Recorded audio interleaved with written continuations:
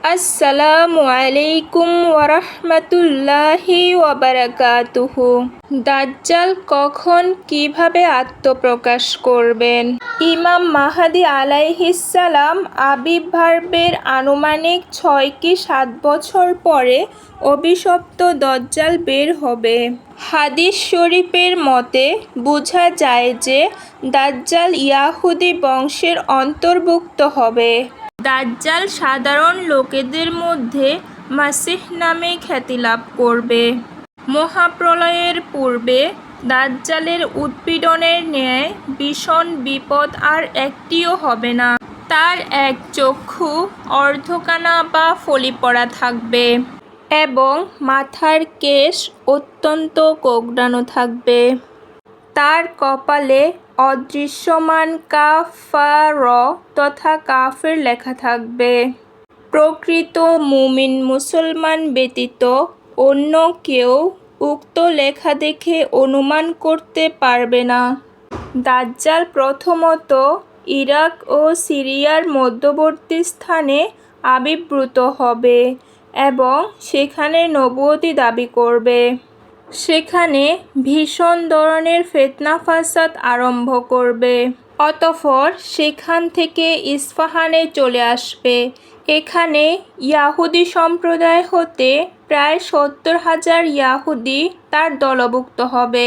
দাজ্জাল ইস্পাহান থেকেই খোদাই দাবি করে বসবে। অতঃপর পৃথিবীব্যাপী তার ফিতনা ছড়িয়ে পড়বে।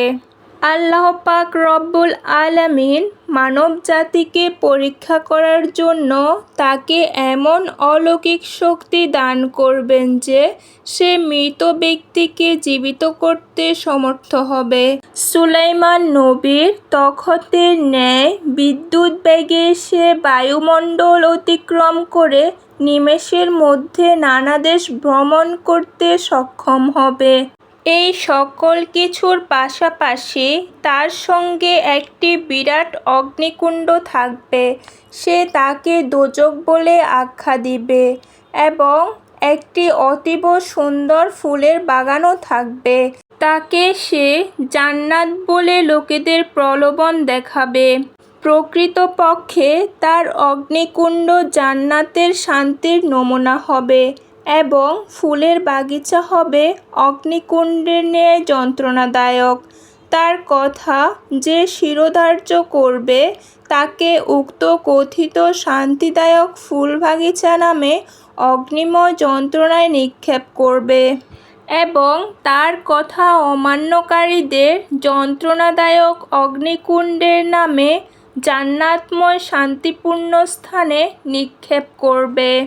দাজ্জালের সবচেয়ে বড় ফিতনা হলো সে মাঝে মাঝে মানুষের নিকট উপস্থিত হবে এবং বলবে, আমি যদি তোমাদের মৃত জানোয়ারসমূহকে পুনরুজ্জীবিত করে দিতে পারি তবে কি তোমরা আমাকে খোদা বলে স্বীকার করবে?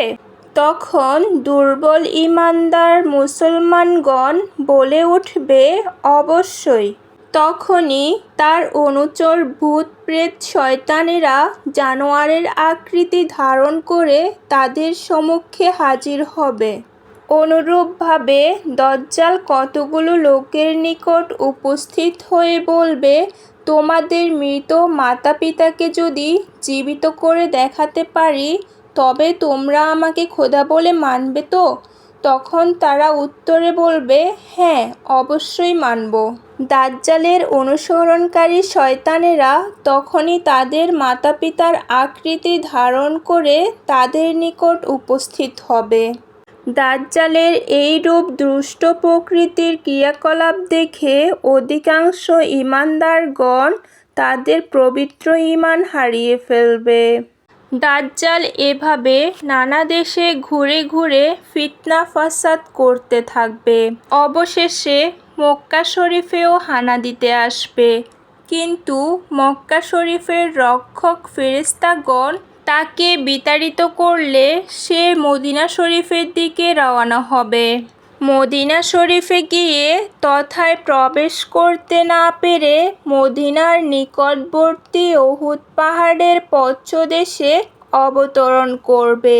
এই সংবাদ পেয়ে মদিনার তৎকালীন একজন শ্রেষ্ঠ ঈমানদার ব্যক্তি দাজ্জালের নিকট উপস্থিত হয়ে বলবেন, রাসূল সাল্লাল্লাহু আলাইহি ওয়াসাল্লামের ভবিষ্যদ্বাণী অনুযায়ী আমি সাক্ষ্য দিচ্ছি যে তুমি সেই দুরাচার পাপী দাজ্জাল। এই কথা শোনা মাত্রই দাজ্জাল তার অনুচরবৃন্দকে বলবে, যদি আমি এই ব্যক্তিকে হত্যা করে পুনরুজ্জীবিত করে দিতে পারি তবে কি তোমাদের কোনো সন্দেহ থাকবে যে আমি খোদা নই? তারা বলবে, নিশ্চয়ই না। অতঃপর সে উক্ত ব্যক্তিকে হত্যা করে পুনরুজ্জীবিত করে বলবে এবং জিজ্ঞাসা করবে, বলো তো আমি খোদা কিনা? তখন মুমিন ব্যক্তি বলবে, কখনোই না, তুমি যে দাজ্জাল তাতে আমার কোনো সন্দেহ নেই। আবার দাজ্জাল তাকে হত্যা করার চেষ্টা করবে, কিন্তু শত চেষ্টার পরেও তাকে আর হত্যা করতে পারবে না। অতঃপর দাজ্জাল সিরিয়া দেশের অন্তর্গত দামেস্কের দিকে রওনা হবে।